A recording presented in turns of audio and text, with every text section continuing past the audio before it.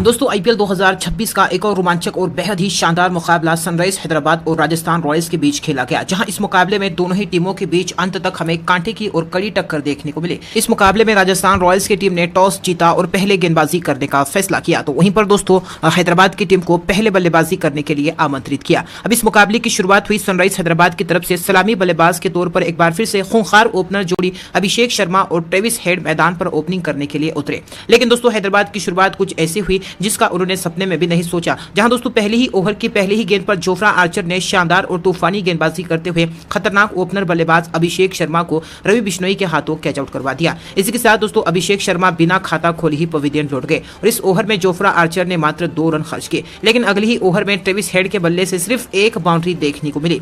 इसके बाद दोस्तों तीसरे ओवर में कप्तान ईशान किशन ने अब रन बढ़ाने की कोशिश की, जहां दोस्तों दूसरी गेंद पर उनके बल्ले से एक करारा चौका देखने को मिला और चौथी गेंद पर ईशान किशन ने एक मैक्सिमम छक्का जड़कर इस ओवर में 10 रन बटोर लिए।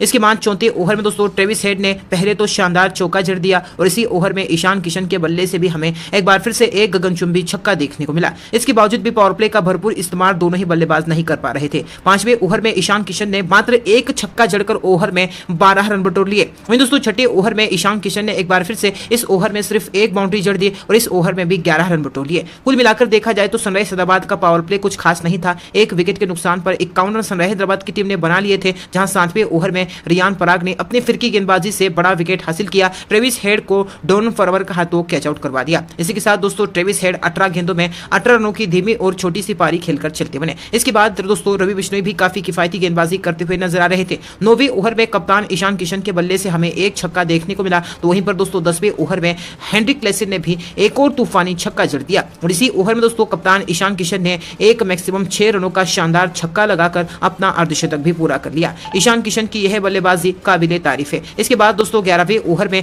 ईशान किशन ने एक बार फिर से शानदार चौका जड़ दिया और अपने बल्लेबाजी से तहलका मचा दिया। इसी ओवर की तीसरी गेंद पर ईशान किशन के बल्ले से हमें एक मैक्सिमम और गगनचुंबी छक्का देखने को मिला। चौथी गेंद पर ईशान किशन ने एक और करारा चौका जड़ दिया, तो वहीं पर दोस्तों ओवर की अंतिम गेंद पर ईशान किशन के बल्ले से हमें एक और तूफानी चौका देखने को मिला और इस 11वें ओवर में ईशान किशन ने कुल 21 रन बटोर लिए। ईशान किशन काफी ताबड़तोड़ बल्लेबाजी कर रहे थे, उनका साथ दे रहे थे हेनरिक क्लासन, जिन्होंने अगले ओवर में एक बार फिर से तूफानी छक्का जड़ दिया। अब दोस्तों 13वें ओवर में हेनरिक क्लासन ने बेहतरीन बल्लेबाजी करते हुए पहले तो एक चौका जड़ दिया और इसी ओवर में ईशान किशन ने एक बार फिर से अपनी खूबसूरत बल्लेबाजी से जोफ्रा आर्चर की जमकर पिटाई की और जोफ्रा आर्चर को ईशान किशन ने एक के बाद एक लगातार 3 चौके यानी कि चौकों की हैट्रिक लगा दी और ओवर में 17 रन बटोर लिए। देखा जाए तो ईशान किशन और हेनरिक क्लासन के बीच काफी बढ़िया साझेदारी बन चुकी थी। ईशान किशन अपने शतक के करीब थे, लेकिन 14वें ओवर में संदीप शर्मा ने बेहतरीन गेंदबाजी करते हुए ईशान किशन को कॉट एंड बोल्ड कर दिया। जी हां दोस्तों, इसी के साथ दोस्तों ईशान किशन आउट हो गए और दोस्तों 44 गेंदों में 91 रनों की तूफानी पारी खेलकर ईशान किशन चलते बने।